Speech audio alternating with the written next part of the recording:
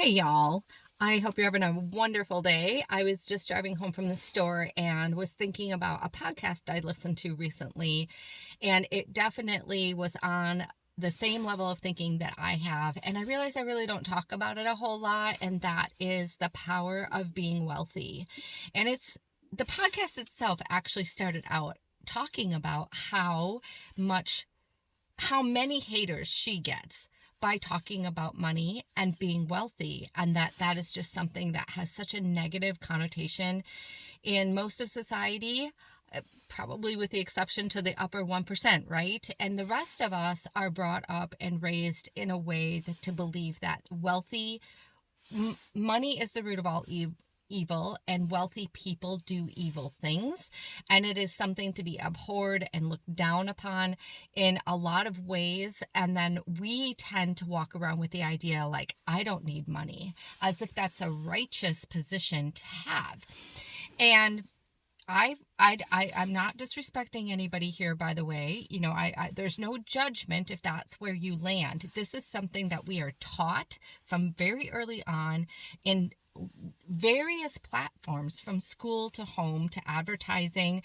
Even, I believe it's kind of weaved into our culture, whereby there's a concept that we should just grow up and get a job and be satisfied living the status quo and creating enough income to get from one paycheck to the other. And some people, even if they make more than that, may even take this ideology and use the money that they have above and beyond their monthly income or monthly expenses and give it all away in a form of martyrdom. And I'm not a really big believer in that, even though I grew up super poor. I definitely heard this mentality growing up, and I was the recipient of people who were generous to me. Even as an adult, I was slammed on the ground a few times financially, one of them being from a medical diagnosis that I had that basically took away everything I had earned up until that point in my life and left me essentially bankrupt. So I definitely know both levels, because of course now I'm closer to the upper 1%. And first of all, just from a standpoint of living, I definitely can appreciate being on the upper end versus the lower end. The freedom to be able to live my life the way I want to live it, meaning spending my time doing what I want to do every single day. If I work, I work. If I choose not to work, that's fine too. If I want to go buy something, I go buy something. Most of everything that I have is done in cash, with exception to investments that I might be making on multiple real estate properties and so forth. But typically, even those are very short-term mortgages that are turned over for a profit. So I really am not in a position where I am stuck worrying and limited in my actions that I take today or the goals that I make for the long term, because that's the power of having a higher level of income. By no means am I rich yet, because I did go through that devastation, and that was not that long ago that I lost everything. So I'm kind of in a rebuild mode. No big deal. The point is, I am a huge advocate of the higher end and of becoming wealthy, especially as a woman, because there is incredible value to the world when you make that decision. Incredible value to the world. So here's the two dynamics. When you stay living paycheck to paycheck or less than, because God knows how many thousands and thousands of people in this country are running around in knee-deep in credit card debt, oftentimes living beyond their means with the idea that they'll catch up, and they never do, right? When you're living in those limited environments, how much of yourself and your wallet can you give back to the world to make an impact? What's left? Most people in that position, many of them with children, but most people in that position are either picking up a second job, already working well over 40 hours a week, typically 60, 75, 80 hours a week. And when you get to that 80-hour a week level, those might be people who are perhaps not living paycheck to paycheck, but they're working 80 hours a week in order to catch up with their lifestyle so that they don't have to live with limited experiences and material purchases, right? So either way, you're killing yourself to keep up with it all. And so when you were working the excess hours, that means there's not a whole lot left of you at the end of the week to physically and personally turn around and give back to the world and make impact. When you have the minimal financial ability, there's usually nothing left to turn around and make impact. So that's one area that I find staying limited in your financial grasp not the best of the two decisions. Why shooting for wealth and having as much money as you can is an important factor. And it's not that hard to get wealthy nowadays. It requires personal financial sacrifice. And what I mean by that is saying no to the $90,000 SUV in the short term so that you can drive around in a $10,000 or less vehicle and then take the excess money and invest. That's just one example of how you can use your money to create wealth. And it doesn't have to be that hard. You still have a vehicle, it's just not the one you want. Still functions exactly the same way, right? So it's not harming you in any way other than, I wish I had a prettier car. So just one example. But the other thing, and I find this to be even more of a big deal, is if you make it a decision to go after big wealth, that means that you are making a decision to serve on a really big platform. Those two things go hand in hand. Nobody or few people are getting super wealthy by you don't almost have to do it by criminal activity. Everything else, the more money you make, the more impact you're having in society, the more you are serving the world in a meaningful manner. So an example, I guess I could use myself. I can use what she used on her podcast. She's a life coach. She was a life coach to somebody who taught and trained somebody else to be a life coach who wanted to be like a coach to physicians. She went on to coach thousands of physicians. I'm guessing this might have taken place in more of group settings. Because she did say it was thousands, and that's quite a big number. Those physicians turned around and used what they learned from her coaching to magnify the lives of the people that they were serving in their clinics. They also used probably a larger income that came from that, because usually that's how this works, to service their own family and to turn around and give back. The people that they served in their clinics, because they were receiving a higher level of service from somebody who took the time to get coached, were then able to turn around and have bigger, meaningful lives in their own personal way, impacting the people around them. That's how it always works. When you put yourself out there and you choose to create big goals that will create big wealth, you impact great people, greater numbers of people. That can also be a product that is created, same effect. In my case, I sell and share Plexus because, number one, the impact of the product alone. End of story. Every single individual life that I share this product with and they choose to hop on board. And then third, there's 3 steps to this. I share, they hop on board. Number 3, they stay consistent. That is absolute must. The products aren't going to work for anybody unless they're actually taking them. It's not like osmosis, right? You can't just think, oh gosh, I really like them and they're just going to automatically change my body. You actually have to take them. So that is a problem for some people to stay consistent. But the ones who choose to stay on board, I have an example right now. Just talked to a customer this week.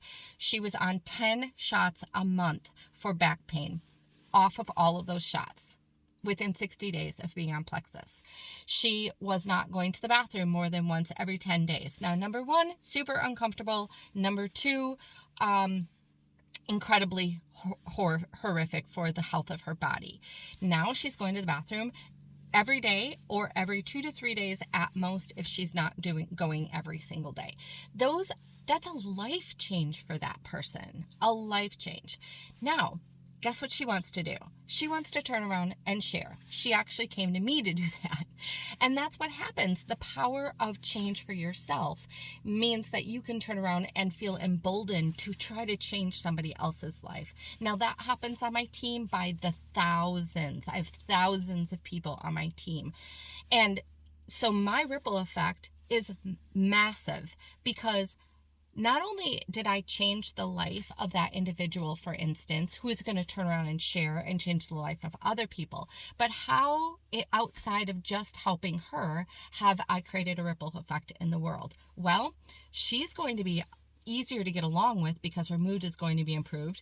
Our products help her to have greater levels of natural sustained energy. So that's going to make a difference in how she shows up to be of service to her husband, to her family, to her friends, to the world itself.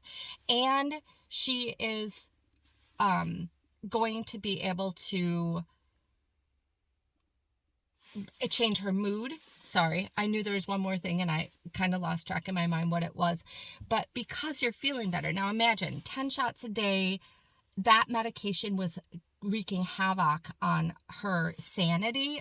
Quite honestly, that was changing how she was able to function in anything. Take that away and all of a sudden she's going to feel a lot happier and good about life in general, because she's not fighting this crazy that's going on as a side effect to the drugs, right? So what other things will she be able to do for the world that she was otherwise inhibited in doing? So she's now going to maybe impact her church, for instance, as a volunteer, and those lives will be impacted. So now we have her sharing and helping other people to change their lives. We have the impact of what this will do for her husband, her marriage, her family, and then we have the impact of what she will be able to go out and do for the rest of the world. That happened because I also have big dreams to have impact, which is why I chose Plexus. So just in everything that I do every day, I want to have impact, but then also unlimited income, which Plexus offers. We have seven-figure year income earners here. If I'm blessed greatly, that's where I will be as well. Am I going to soak that up? No. Nope. You guys, right now, I can afford 3 times the mortgage that I'm currently in right now. I just live in an old 1950s home that needs full renovation, and I'm good with that. I love my home. That's not why I'm making the extra money. In fact, the podcaster that I was listening to is another good example of this. She gives away $1 million a year, and her goal is to make $100 million a year. That's insane money. I'm just going to put it right out there. I don't have that vision for myself yet. Maybe I never will. But I do believe that wealth creates power. And who you are when you're not wealthy will be who you bring to the table when you are wealthy. So if you are somebody who loves to give and do and serve, first of all, find a way to do that when you're trying to look for methods of becoming wealthy. Because it's not somebody who looks for wealth that usually becomes wealthy. It's somebody who looks to serve, and the wealth follows them because they are bringing value to the world. And if the higher that value is, the higher level of value of service you're bringing to the world. So that's just hand in hand, and it's a beautiful, beautiful thing. So if you're a service-oriented person now and you make these big goals, number one, you'll probably succeed at them. And I only say probably because the only thing holding you back is you, and I can't guarantee every single person listening to this is not going to make a decision to hold themselves back. And that's all it is. It's a decision. That person, whoever might be out there listening to this, that is constantly doing that to themselves, that you are the same person that can become a multimillionaire as you sit there and hold yourself back.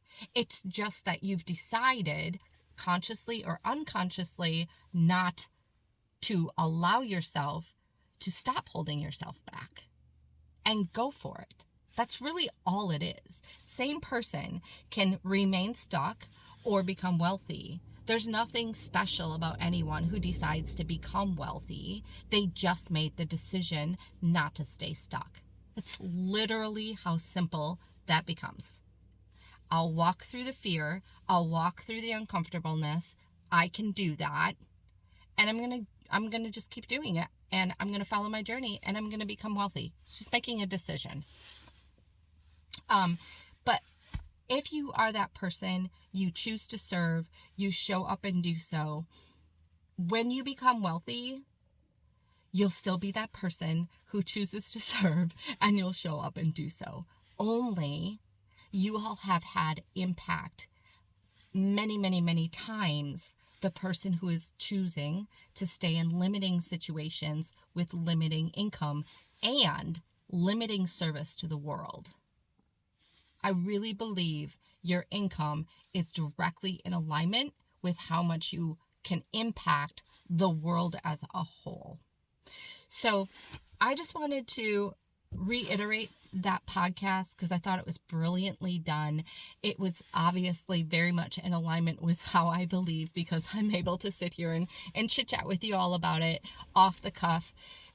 I've thought this for so long. It is just a shame to me that our society kind of puts that poo-hoo syndrome over the idea of becoming wealthy to the degree that we actually believe that wealth is bad and that the person behind the wealth is typically inherently bad, and thereby convincing us to sit in fear of wealth so that we settle into minimalism.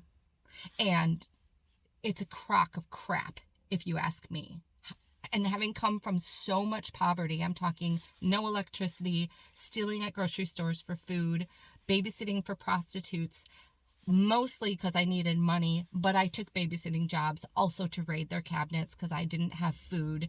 Like, it wasn't pretty, but that's what I did to survive as a child.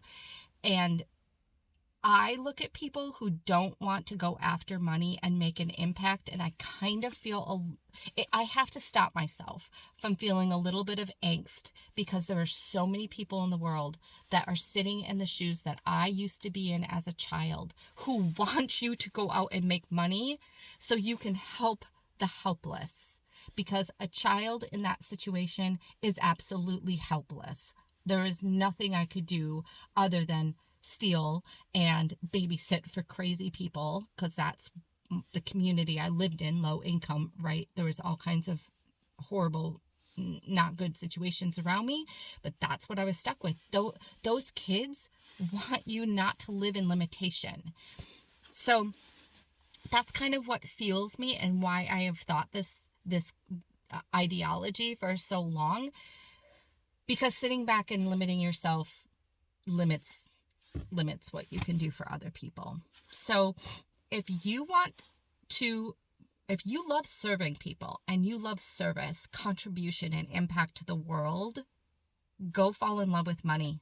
Go fall in love with making money, and go make a lot of it. A lot of it. Because by doing that, you can fill that thing that you want to fill in your heart that makes you feel good when you serve other people. The more you make, the more impact you're having, and the more money you can turn around and do good for the world directly with financial contributions. My thoughts for the day. I know I rambled for a bit long, but it's just a good subject to be thinking about. I hope you guys have a wonderful day. Take care.